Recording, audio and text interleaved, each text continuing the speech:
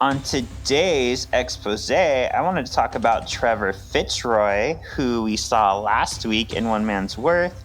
He first appeared in Uncanny X-Men 281 in October 1991, created by John Byrne, Jim Lee, and Will Portacio.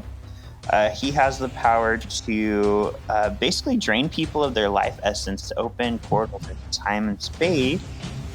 One thing they don't address in these episodes, Kevin, is he had a little datey-waity relation-wishy with Shard. Him and Shard were together for a minute. Oh, God. I just drooled. Oops. I got so much drool came out. Okay. Wow. Maybe it's just me thinking about Fitzroy. He's so sexy. He is sexy. I had a weird obsession with him as a kid. I had his figure, and like a lot of times when you see him going through time or space, he has to wear like this protective thing, which they don't really do in the show, but it came with like the snap-on protective thing to go over his head. Okay. But him and Shard were together until she realized that, he's not a great person. He's kind of evil. And to make a long story short, he went back into the past, and Bishop and I forgot their names. We just talked about them last episode. Shard? Who? No, the other two guys, Malcolm and the other XSE people. They followed Bishop into the past, but then Bishop got really mad, and Fitzroy became kind of his arch nemesis because Fitzroy killed both of them. It was Malcolm and Randall. So he killed them in the past, and then Bishop ended up getting stuck in the past, so he was like, well, fuck, I'll just join the X-Men while I'm here. So yeah, Fitzroy's always been just kind of a sexy, kind of very evil character to me. He eventually joined the Upstarts, who we've talked about, who they would like compete for how many mutants they could kill or manipulate. So he was in the Upstarts with Fabian Cortez, if you remember Mr. Fabian. Mm-hmm. Mm-hmm. Yeah. I go where I wanna go. Jean. Scott. Jean? Scott! I summon the Arctic winds! No more mutants! I summon the Arctic winds! No more mutants! I summon the Arctic winds! No more mutants! There's always more gators in the bayou. Don't get a Cool. Welcome to this week's episode of Solving for X. My name is Shawn. I'm the ultimate excavationist. And I'm something of an X-fan myself, Kevin. Woot! This week we are continuing on with One Man's Worth Part 2. Before we get into that, Kevin, let's find out previously on whose AOA outfit did people like the most? Tell me, I don't even know. Well, our choices were Colossus, Shadowcat, Rogue, or Gambit. Both of us said Gambit. This did not go the way I thought it was. And Really? yeah, I mean, the person who won, and that's good, but it was close. So with the least votes, 19%, Rogue only got 6 votes. That's fine. We talked about her being a little dated with the big shoulders. Kitty Pryde came third with only 7 votes, 22%. This was a smackdown between Gambit and Colossus, Kevin. Oh. And Colossus was in the lead for a while, but last second, Gambit came out ahead only by 1 vote. So Wow. Colossus got 9 votes, 28%. Gambit got 10 votes, 31%. Amazing. Yeah. That's real close. Real close. Our Gamby still won, though, so everything's fine. It's fine. But yeah, I just thought it was funny because personally, I thought Colossus's outfit is kind of whatever. Like he just has like the thing over his head. That's kind of the only difference. But a lot of people really like that. So go. And you maybe they guys. just like Colossus. Maybe they're thinking of like I like Colossus and not the outfit. That's true. That's very true. So yeah, that was fun. I just always am curious because you don't always get to find those people who you can just talk to, and it's nice to see what people are thinking about this little franchise called X-Men. Yeah.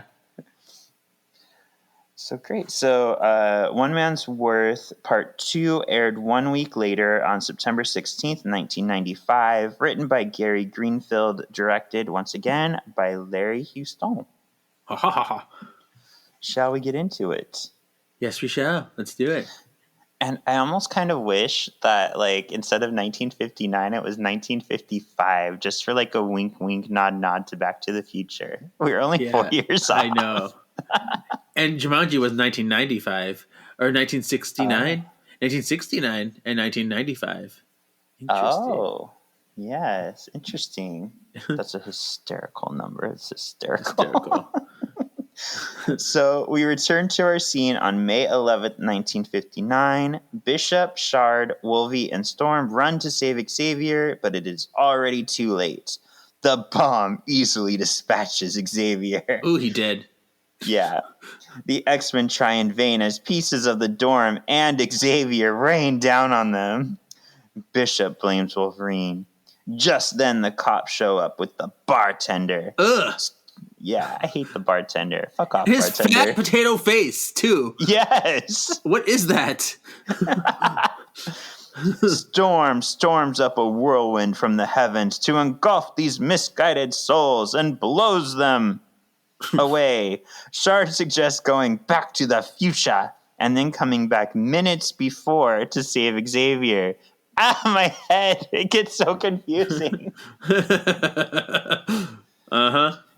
So it seems like they only have the bracelet to go back in time to where they started. I guess forward in time to the future. So they can't change the date again. Yeah, until they have to go to the future and go through the original time machine to go back to where they started. Goodness. Yeah. Yeah, I was just like, I don't understand, but sure, I'll just follow wherever you go. I know. Well, I'm here to try to assuage your time traveling needs. It made me laugh though, because when I was looking up things about the show, it did tie in to Charmed. Like they brought up Charmed and time travel and creating a shield. So I was like, it's so funny how these shows are so intertwined. It's like you and me are meant to come together. We and are. Talk about the plurs. I know. I do enjoy what Wolverine calls the bartender. He calls him a no-neck redneck. Yeah, no-neck redneck. I can't even say it. No-neck redneck. Don't call me racist. I don't know. But yeah, crazy. Yeah. Back in the alternate future of 2055, our foursome notice the future has changed. Shard is worried Forge may not even exist. Just then, alternate Forge appears, but he doesn't recognize our merry mutants, our band of merry mutants. Bishop tells Forge they're fighting for a better world. Shard tells Bishop to stop yelling at Forge, and instead, she yells at him. It's my turn. He looks different. The merry mutants boot up their time machine. It triggers the Sentinels coming. A fight breaks out. Storm is shot out of the air again. Bishop takes out the Sentinel dick first, because, he's got a big one, and asks Forge to help once more. Look at those nuts and bolts. Oh.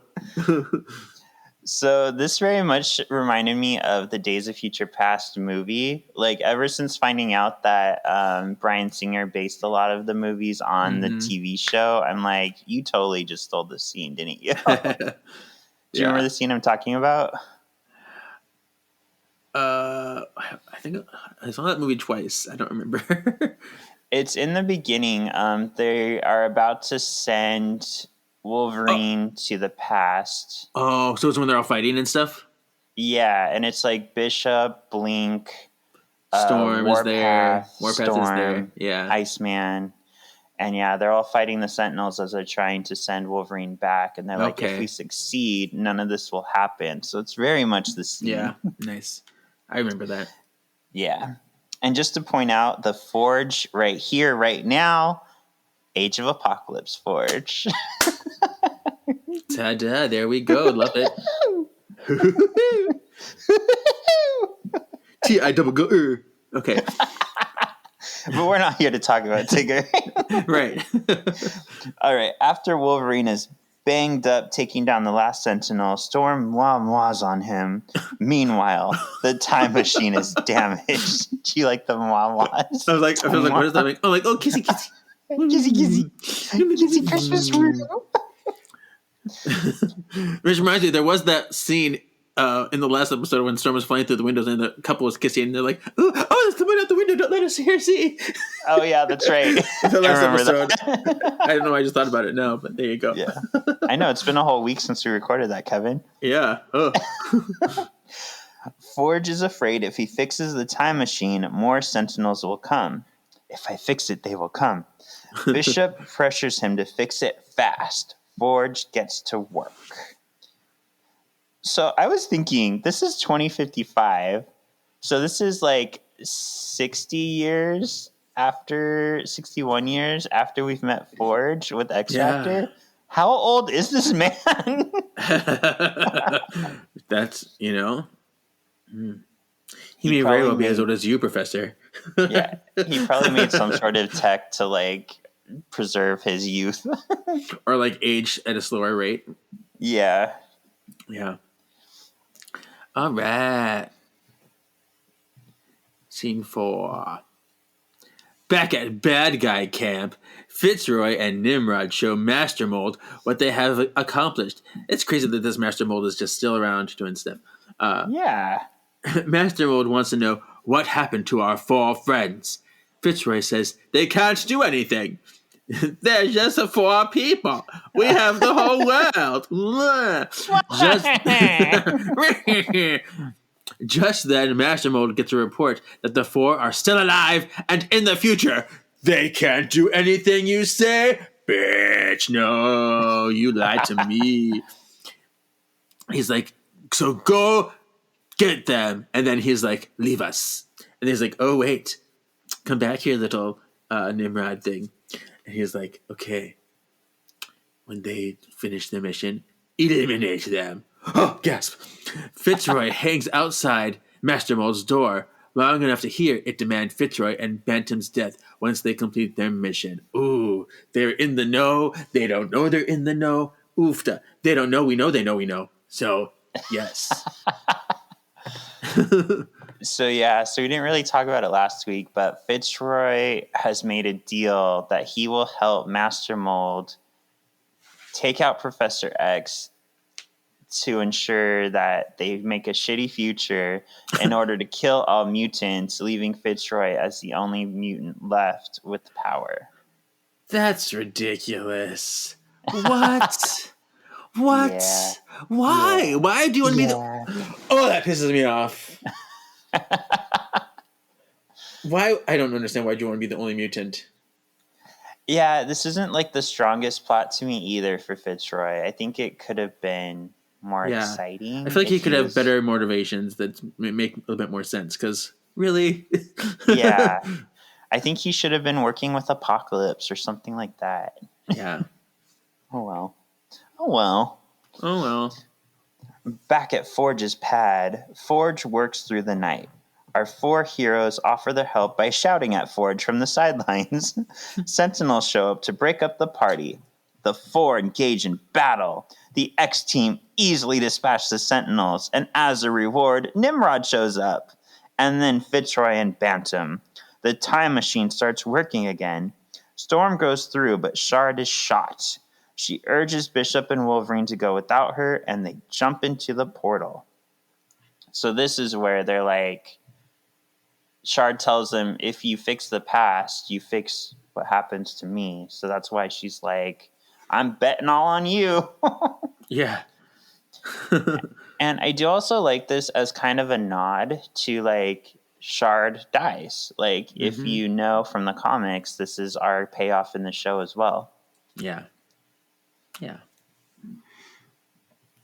Okay. We return once more to Bard College. Bard College. Yeah, that's where he is. Okay. on, on, on May 11th, 1959. Wolverine shares his condolences for Shard. Bishop reveals she's his sister. You failed to save thy friends, just as thou failed to save thy sister. Bishop pulls up a hologram left to him by Fitzroy. Yeah, so we don't see what it is yet. We just see that Fitzroy like implanted a hologram into his bracelet, which was interesting. So yeah. Meanwhile, elsewhere, that's literally what it said in the show. Meanwhile, elsewhere, back at Rip Van Winkle's coffee house, the bartender sicks Moose and Rocco on Wolverine. Huh, familiar. The professor runs out, but this time runs into Wolvie, Bishop, and Storm from the future.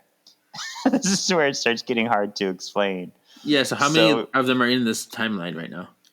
So right now there's two versions. Okay. So there's the version that stayed at the coffee house and was fighting, and there's the version that Professor X runs into. Yeah, okay. This is very Back to the Future 2 to me, where we get to see the plot of the first one played out again from a different point of view. Mm-hmm. All right, they take Xavier to the college where they show him how he dies in the Splody. Storm begs Xavier to read their minds. Again, he sees the truth. Again. But he finds Wolverine doesn't want the mission to succeed. In walks Cindy, Xavier's friend. Wolverine smells Cindy, who doesn't smell like Cindy, because she's Nimrod! Oh, scary. Scary. Yeah, and I do like that. I guess it is nice that they made it Master Mold and Nimrod, because at least we're getting familiar villains and more story. The people that, but it's like the Terminators are remade to try again. Yeah, that's true. But yeah, Fitzroy's little plot could have been stronger on to why he was doing this. Yeah. So, Wolvie, Storm, and Bishop go into battle with Nimrod. They blow him up again. Blow him together. Nimrod starts to reconstruct. As Nimrod is about to take out Wolverine, Bishop blasts Nimrod's time bracelet, unlinking him from his time. Fitzroy and Bantam show up and throw a trap for Xavier, trapping the mutants. Bishop shows Fitzroy his future hologram, pleading to past Fitzroy to stop, or Master Mold will screw them all. So you need to save all the mutants to save yourself. Storm shows Fitzroy their past selves coming to see Xavier. They convince him to take down the shield. Yay. So the bracelets, so just to be clear what they do, because if I go back in time and I, let's say, kill Hitler, then it's going to affect all of our memories to where Hitler's not a big deal because he's been killed. So what the bracelets do... Yeah, because he wouldn't have been significant. But the bracelets make it so you retain your spot in time. So you're aware of any changes that are happening. Yeah. He said something like, while you wear them, you exist outside of time. So what you have all the memories of what you've done so far. Until you take off the bracelet, then you won't like go back to your current, state of existence, your current timeline where you belong. You'll still be on like the outskirts. Yeah. I've always found that funny in like time movies when they remember like, oh, everything's different. I'm like, you wouldn't remember because it's a different past now. Yeah, because you joined the timeline. Yeah, it doesn't make any sense. Yeah. Except for when they make it where like nothing changes in your immediate present. It just makes another like path. Right. Yeah. Different reality. Mm-hmm. All right, we're getting into some everything everywhere all at once shit now. Like this is going everywhere. For real. Yeah. All right, with the shield down, Wolverine thinks fast and throws the bomb, saving Charlie and themselves. The past versions of the X-Team disappear.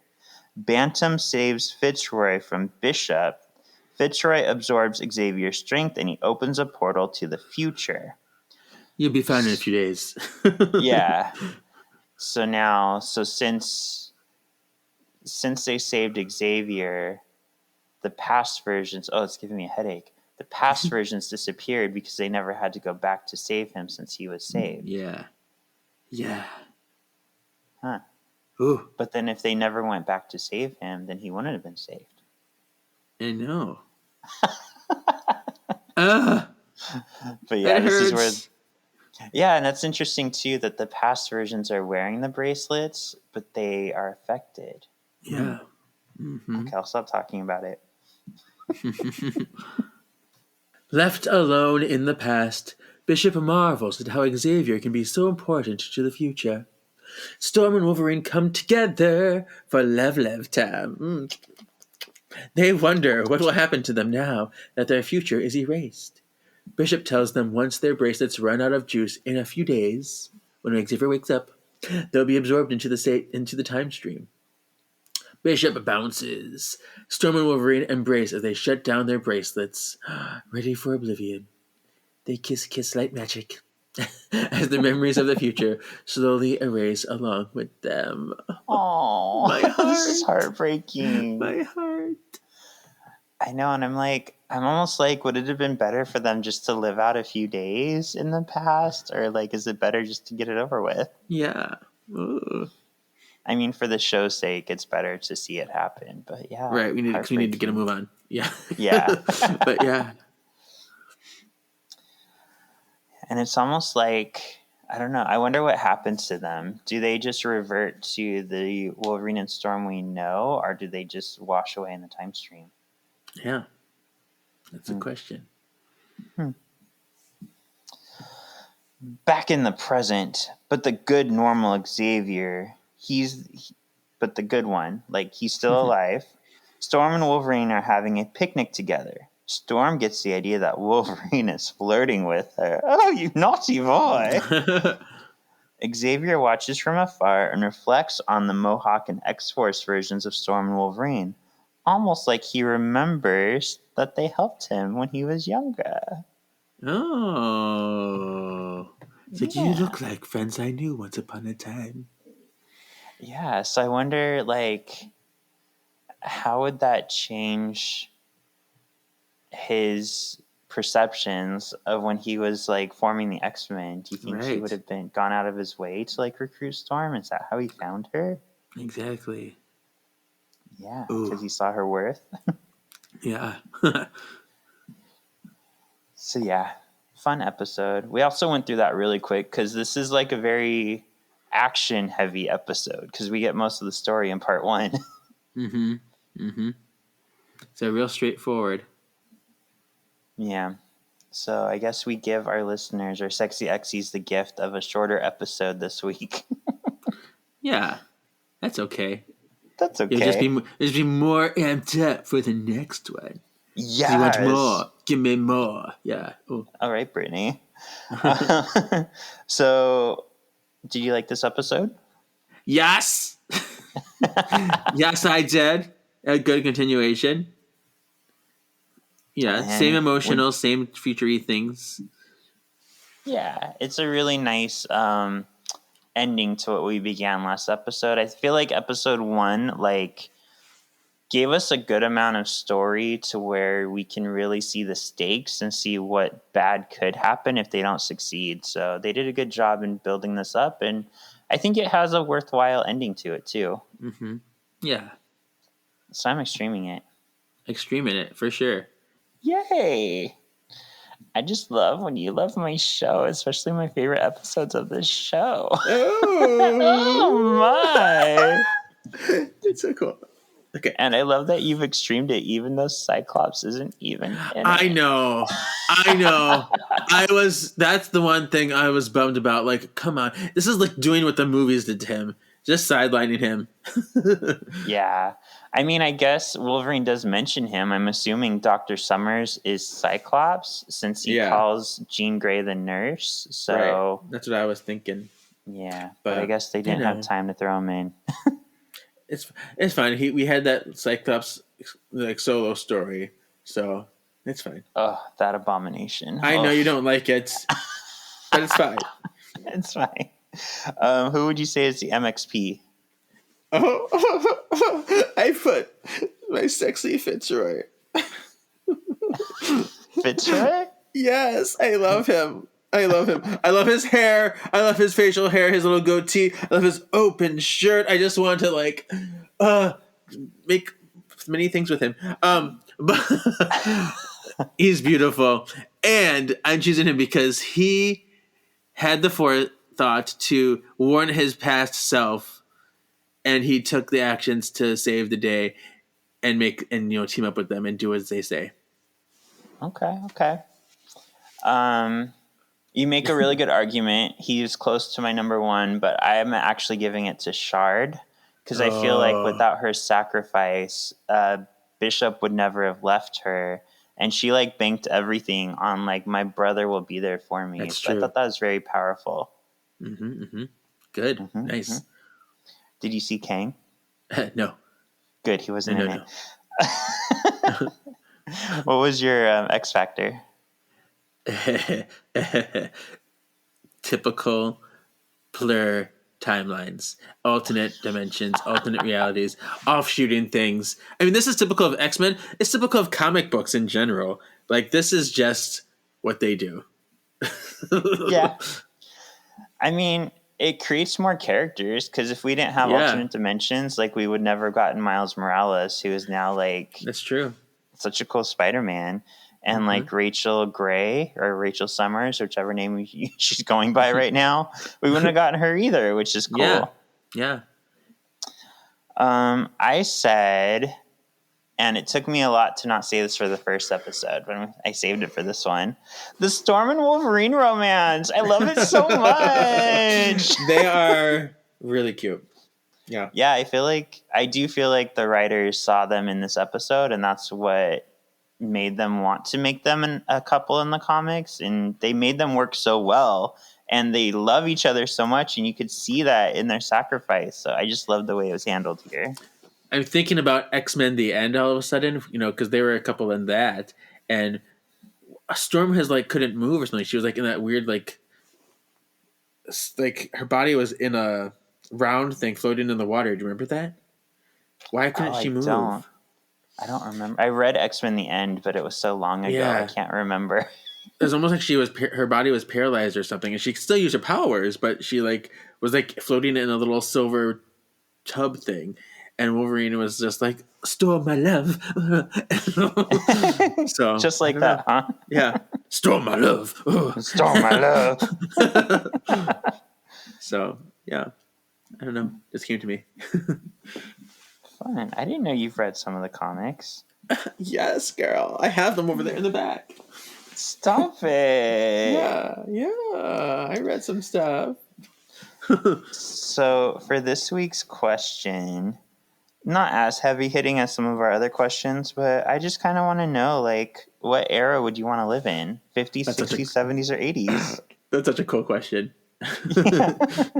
You can see Rennick in all of them. yeah, you can. It's similar to what you asked on Words of the Witches. Yeah. What would I go to though? Oh man. I mean, I know we talked about in Witchstock episode of Charmed how we were like the 60s because we like free love and no diseases. Or little disease, you know what I mean? No AIDS. So, but the 80s are super nice and cool. Where should I go? I'm going to do the 70s with the difference. So I can have a little bit Maybe I can live vicariously a little bit through each of the other ones around me. You know what's funny is I had a similar thought. At first, I was like, "Oh, totally the '80s," and then I was like, Yeah. "Oh, that's like the time of AIDS. AIDS. Like that's Yeah. just such a The scary worst. time for a Yeah. gay person." So I also went with the '70s just because like we got disco going on, we got like hippies, we got free love. Like I think that's the time to be. And the mustache was everywhere. You know, Yes. bad hairstyles, but I don't care. It was fun. Give us some Brady Bunch. You know. Yeah. Yeah, so I'm interested to see what our listeners pick. Cool. So that brings us through One Man's Worth. We finally got to Shawn's, some of his favorite episodes. I'm glad you enjoyed them as well. And without asking you, I already know you know what's up because next week we start Proteus Part 1, which you have a lot of memories from. Yeah, for some reason this sticks in my brain. As I remember him glowing and running into buildings through the night. Yeah, and like I Proteus. remember his name is Kevin, so that'll be fun. Oh, that's right. That's right. Kevin! Stop it, Kevin!